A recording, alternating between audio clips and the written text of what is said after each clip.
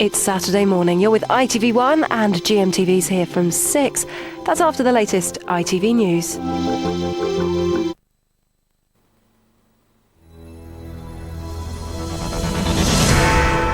Work and Pensions data leak puts new pressure on embattled Peter Hain.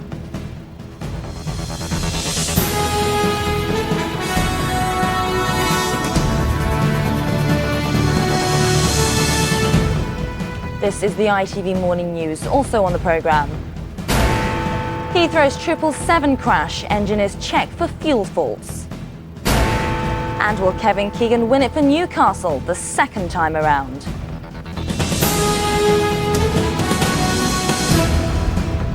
Hello, I'm Sangeeta Kandola. Welcome to the programme. The government suffered 2 more damaging breaches of security involving people's personal details.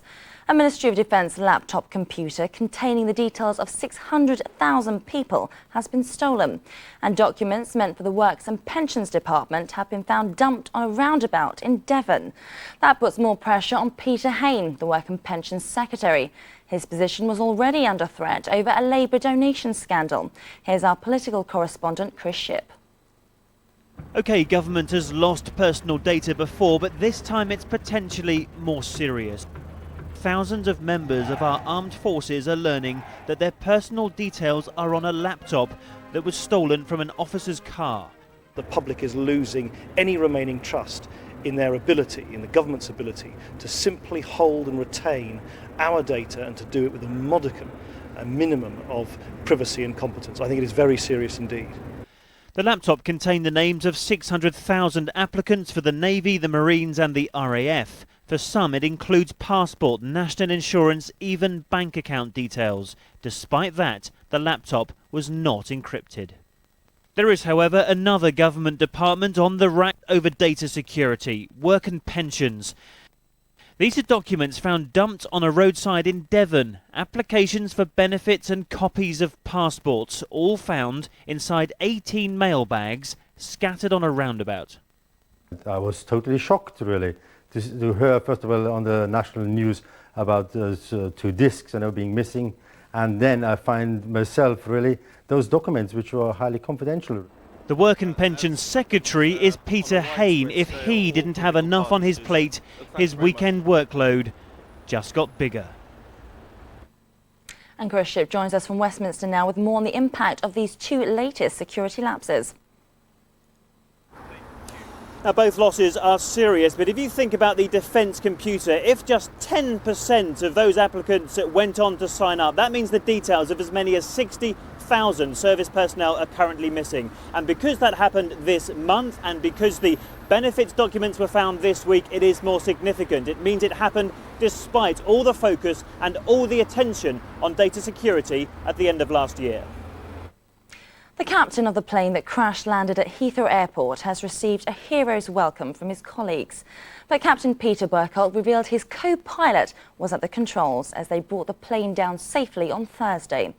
Checks are now being made to see if contaminated fuel was to blame for the twin-engine plane losing power 2 miles from touchdown. Our report from Paul Davis contains flash photography which may find distressing for some viewers. Their plane lies broken on the runway. Giant cranes in position now, with supports holding up a damaged wing so the investigators can do their work. But the crew who brought BA Flight 038 home are already being saluted as heroes by their passengers and here by the men and women they work with. This was the reception as the captain and key crew members were presented before the cameras at BA headquarters. Non-essential work stopped as airline staff saluted their colleagues.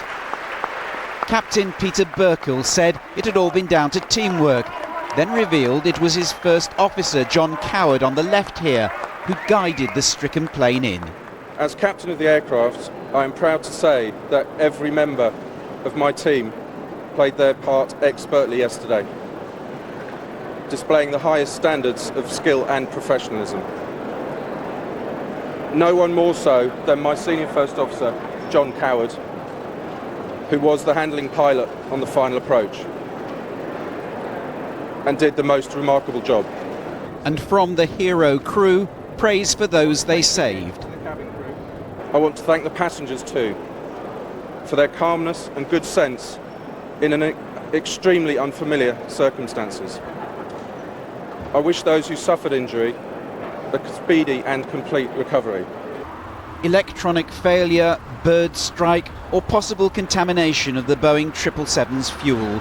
These are all potential causes the investigators are now examining as they collect evidence at the site of the crash landing. Their initial findings underscore just how close a call this was. We now know the crew first noticed problems with the engines when the aircraft was 2 miles from Heathrow and just 600 feet up. The pilot's only option to pull the nose up in a desperate attempt to keep the plane in the air. The landing gear wasn't lowered until the last moment, crucially preventing any extra drag. BA-38 just made it over the perimeter fence, possibly by as little as 20 feet. The plane landing on the grass, then sliding to a halt. When you listen to the eyewitness accounts of just how close he came to the perimeter fence here as he crash landed over it, and you look at 6 lanes of busy traffic, and it was just like this yesterday, you realise how close we came to disaster here. Survivors, airline experts, even the Prime Minister has been suggesting we have a professional flight crew and a certain co-pilot to thank for that. Paul Davis, ITV News. Well, British Airways are refusing to discuss the raft of theories that have been put forward as possible causes for the 777 crash. But it's known that engineers have inspected the fuel tanks of other aircraft. Tim Rogers joins us from Heathrow with the latest. Among the key areas that we understand are now under suspicion are the fuel tanks and the possible contamination of fuel involved in this plane. It's our understanding that a BA 777 flight from Beijing, the equivalent flight to this aircraft, had to have its takeoff delayed because engineers were closely inspecting the fuel supply. British Airways won't confirm or deny that, although they do say that every aspect of a flight has to be carefully scrutinised after a crash of this type. There are reports in other newspapers this morning that the entire fleet has had its fuel supplies and tanks carefully examined. And one newspaper, The Guardian, is saying that the pilots in this case, BA Flight 38, were not aware that there was a hazard because the alarm on their control panel wasn't operating properly. Well, Tim Rogers at Heathrow there, and as Tim mentioned in the last part of his report, most of today's papers lead with that safe landing of Flight 38 on Thursday. Well, let's start with the front page of the Mirror now. Coward the Brave is the headline there. It says the real hero of that crash landing of the Boeing 777, the co-pilot, his name is John Coward. He appears pictured alongside Captain Peter Burkill. The Daily Mail now, and it says a hero called Coward. It reports on his heroic effort in making sure the plane landed within the airport after both engines failed 2 miles out. The Sun now, and it says a coward is a hero and calls it a miracle at Heathrow. It's also pictured there as well. The Guardian claims that there are safety fears over the crashed jet's alarm failure. It says the pilots of the BA plane received no warning that the aircraft was losing power. That's front page of the Guardian. Moving on to the Telegraph, and their picture headlined, "The crew who saved the day when plane's engine failed." The other story is our top story here on the Morning News. It's the MOD's personal files stolen. Detailed records of 600,000 people lost have been lost after a laptop was stolen. Moving on from the Telegraph to the Express now, and that says that millions of families have been hit by a financial bombshell when British Gas announced an immediate 15% hike in prices. This is 5 times the rate of inflation. Well, leading on from that, and the Independent reports on the state of the economy. It says a slump in retail sales, property price crashes and soaring fuel prices all point to a recession. And the Times says for the first time in half a century, railways will run every day of the year. The paper says that Network Rail has pledged to get all its engineering work done at night to end holiday and weekend travel chaos. Those are your morning papers. A new development is expected on Monday about the future of Northern Rock, the troubled mortgage bank which is being kept afloat with loans from the taxpayer and government guarantees. The Chancellor, Alistair Darling, is to make a common statement about what the government plans to do.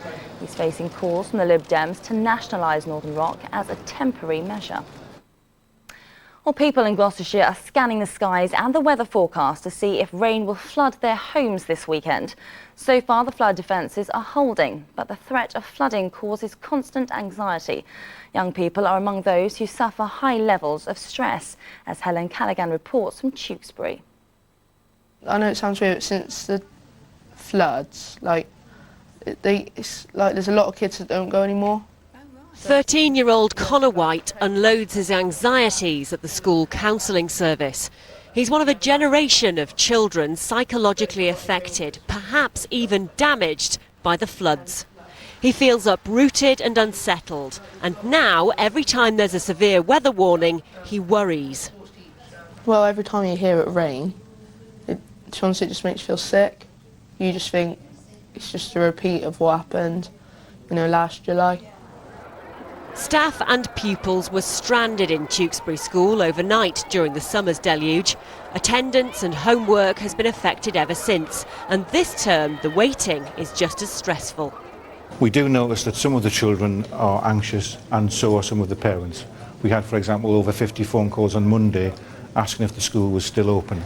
While Connor went back to class, we went to the caravan where he lives with his mum and dad, his two sisters, the family cat and dog. There isn't enough space to swing a cat.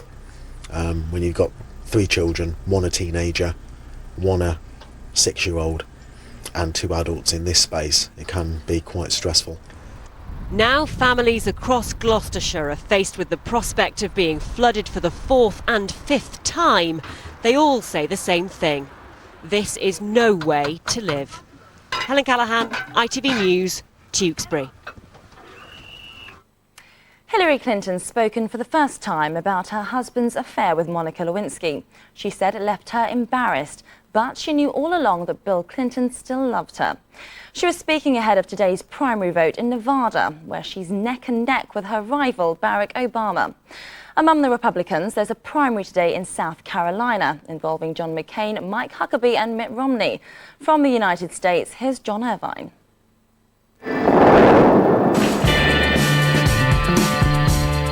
The bright lights of Las Vegas attract them all, the thrill seekers, the desperate and the dreamers, who throw caution to the desert winds as they enter town, hoping that when they leave again it'll be as winners. People like Barack Obama and Hillary Clinton. Hey guys, you want to get a picture? It's difficult to imagine a better setting for such a high-stakes game. Las Vegas and Nevada, the state it made famous, are poised for Saturday's nail-biting roll of the political dice. Both candidates have bet a ton of money, but not on the ritzy Strip. Instead, they're gambling in the less flamboyant suburbs that are home to the racially diverse workforce that keeps Vegas running.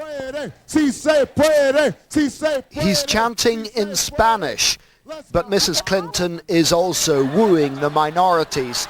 She has just appeared on a Black Models TV show where she opened up like never before about Monica Lewinsky. I really had to dig down deep and think hard about what was right for me, what was right for my family. And I never doubted Bill's love for me, ever. There's more. This was humorous Hillary jesting with journalists on her campaign plane. And in the event of an unexpected drop in poll numbers, this plane will be diverted to New Hampshire. Wit and personality used to be Mr. Obama's sole preserve, but Mrs. Clinton has learnt quickly ahead of the Nevada tiebreaker. It may be called the Silver State, but she knows it's only gold that counts here. He or she who finishes second will have lost a fortune and the initiative. John Irvine, ITV News, Las Vegas. China's human rights record is threatening to overshadow the Beijing Olympics after Tibet's spiritual leader, the Dalai Lama, called for a peaceful protest during the Games. His appeal was supported by Buddhist monks in Tibet who defied their Chinese rulers with a firework display. China says it has the right to govern Tibet, which it invaded in 1954. Our correspondent John Ray has travelled to Tibet and to India to meet the Dalai Lama and his followers. They have been made strangers in their own land. The Tibetan monks of China, who swear allegiance to a leader long in exile, and in so doing defy and unnerve their communist rulers. These pictures, smuggled out at great risk, show defiance on a mass scale. Fireworks for the Dalai Lama the night he was awarded America's Congressional Gold Medal, an award that enraged the Chinese and enraptured his followers. The celebrations are illegal, but still they crowd the streets, and there they are confronted by police. Witnesses say the night ended in violent clashes. The trouble began when they fired cannon to put out the fireworks. People were so angry. Some started throwing stones and rocks at the police. Then the paramilitary police came. Few are those brave enough to speak out. The punishment is imprisonment. Detentions and beatings are routinely reported, which is why we had to travel undercover to meet the monks of Lebrang. Well, they tolerate their religious practices and their rituals, but only just. What these people really want is the Dalai Lama to return, and even to talk about that is tantamount to treason. Note the Dalai Lama's picture on this monk's wall. He tells us it's enough to send him to jail. Officials from the local government came to our monasteries and our villages in our areas, and they forced us to say bad things about the Dalai Lama. We journeyed to India to meet the man the Chinese denounce as a separatist. Hi, I'm John Ray from ITN. Very pleased to meet you. Unloved and unwanted, they say, but we showed him our pictures from the Tibetan monastery. I think they express their deep feeling without fear. Whether Tibetan people forget me or not, that doesn't matter. That's not the issue. Issue is 6 million Tibetan people's basic right. And now is the time, he says, to make the Chinese listen. This Olympic year in Beijing, he wants peaceful demonstrations. Since China has won the Olympics, the situation in Tibet has got better or worse? Oh, certainly worse. Their present sort of policy, negligence or neglect about these things, only how to keep, the law and order. For 60 years, the communists have ruled Tibet, and they have ruled with a heavy hand. But hearts still belong to the Dalai Lama. John Ray, ITV News, with the Tibetan monks of China. Gordon Brown, who's visiting the Chinese city of Shanghai today, has had little to say in public about China's record on human rights. Instead, he talked of the benefits that trade with the world's fastest growing economy could bring to Britain. The Prime Minister said thousands of jobs could be created here as a result of closer ties. Our political editor, Tom Bradbury, is travelling with Mr. Brown. China's economy may be roaring forward, but its politics is still stuck firmly in the 1970s in a display of stage-managed adoration. China's leader told us there was so much more he wished to say. Oh, please, no, groaned the press corps as one. These autocrats certainly like to talk. This was Gordon Brown's first visit to China as Prime Minister, and he's been focused on boosting economic ties with the new Asian powerhouse, accompanied by some of our leading businessmen. It must be said he seems to be enjoying some success, but the question is, should he be doing more here to push for democracy to be brought to the Chinese people? Why do you believe they're not ready now to choose their own national leaders, a right that millions and millions of other people have all over the world? I believe he said that democracy, freedom, equality and universal law are the common values of all humanity, but can be applied in different ways.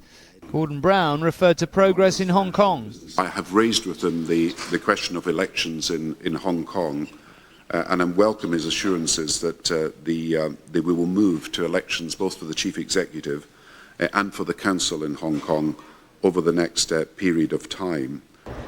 But do we spend too much time sucking up to China for its money and not enough focusing on human rights, especially relevant in the year it's to host the Olympics? There's no doubting China's economic growth, its power and its importance. What's not changing is its politics. British leaders have been saying for a decade they detected here the green shoots of democracy. But it's not happening, and there's no sign that it's likely to happen anytime soon. Tom Bradby, ITV News in Beijing. And now our special report. The scientist who first alerted the world to the damage being done to the ozone layer is back on the front line in Antarctica. John Shanklin's discovery of the hole in the ozone layer 2 decades ago forced the world to change its habits and stop using aerosols containing CFCs. Now he warns that global warming is out of control, but if we act now, we can control it. Our international editor, Bill Neely, has been to meet the man known as Mr. Ozone. He's the man who discovered the world's deadliest hole. And now he's back where he made his breakthrough with a warning.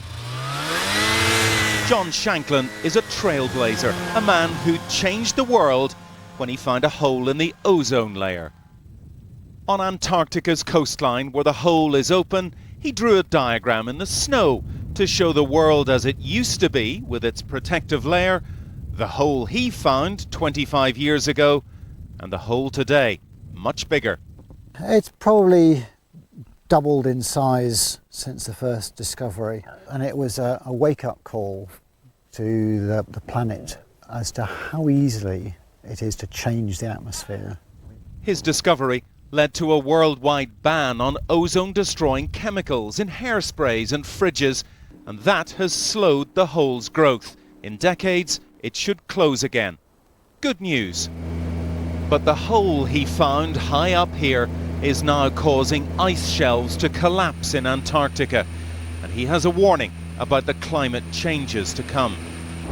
It won't just be the Antarctic ice sheets breaking up, it will be glaciers flowing faster into the sea level rising, and we'll see the effects of that back in England. Climate conferences where governments talk, he says, aren't good enough. We need action, and we need action now. This is a bit like putting the brakes on the lorry. You don't stop immediately, but you perhaps will slow down enough so that you're in control when you get to the future. And at the moment, we're not in control. We're just continuing pouring carbon dioxide into the atmosphere, perhaps like there's no tomorrow. John Shanklin's hobby is bell ringing. His discovery once rang warning bells for the world. He's still looking up, and he's ringing them again. Bill Neely, ITV News, Antarctica. In football, and Kevin Keegan officially starts his second spell as manager of Newcastle today when the Magpies entertain Bolton. Keegan says he hasn't ruled out Alan Shearer joining him as part of a managerial dream team at St James's Park. I want to bring the very best to Newcastle United, and I think the answer to the question is if there's a role that Alan wants and that he's right, and that's the key, I would love to have him back here, yes. I definitely will talk to him, there's no doubt about that. In today's other Premier League fixtures, Manchester United visit Reading. Title contenders Arsenal have a London derby with Fulham. Nicholas Anelka could make his full debut for Chelsea at Birmingham. Elsewhere in Portsmouth play bottom club Derby. Spurs welcome Sunderland to White Hart Lane, and Blackburn and Middlesbrough meet at Ewood Park.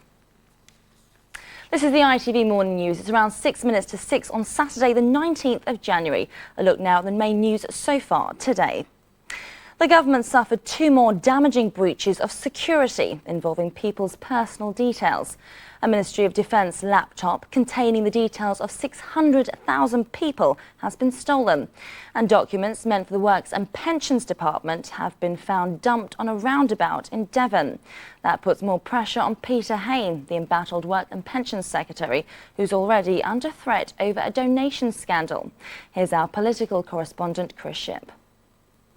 OK, government has lost personal data before, but this time it's potentially more serious. Thousands of members of our armed forces are learning that their personal details are on a laptop that was stolen from an officer's car.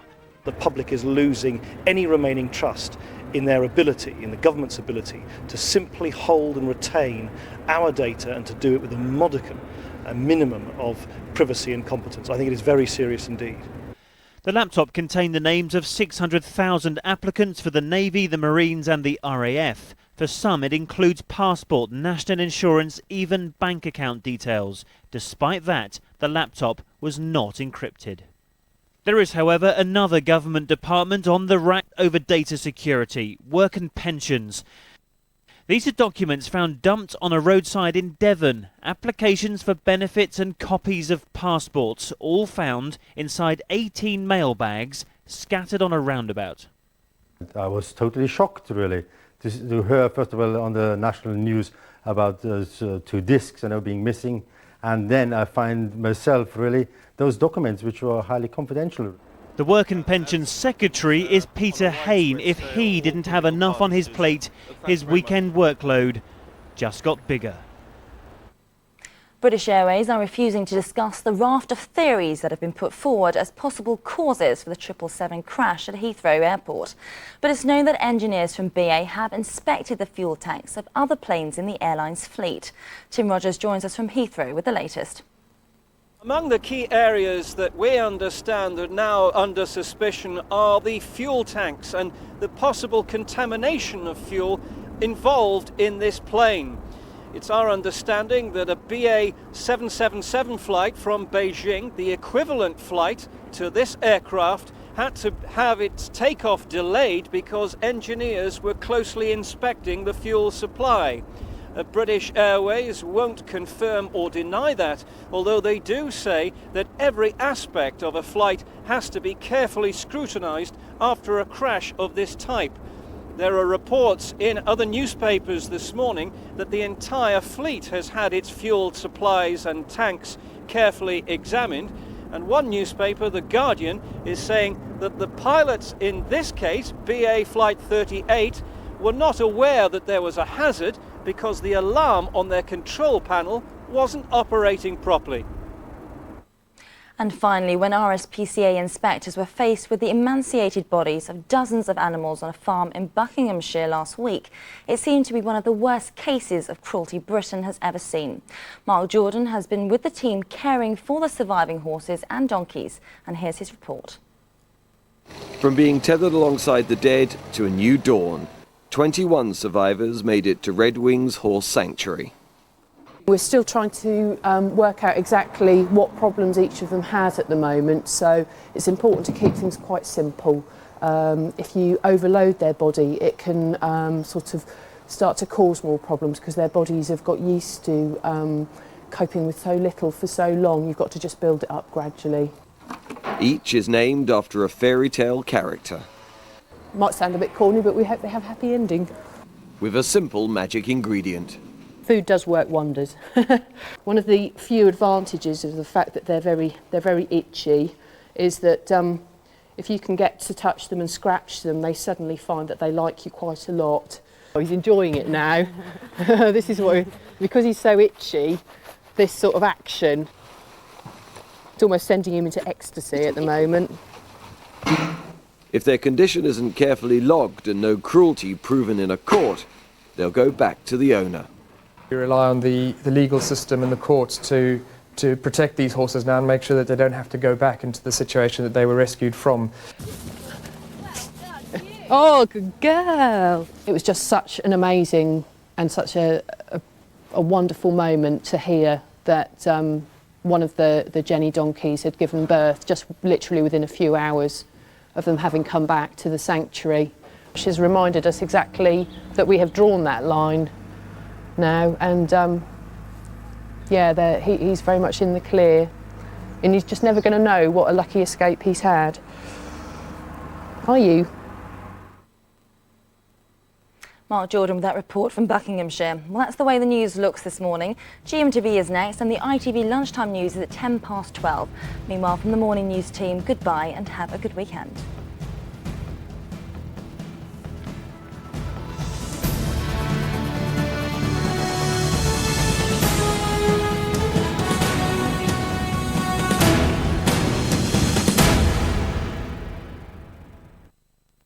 When will the digital TV switchover happen? To find out this and more, go to itv.com/switchover.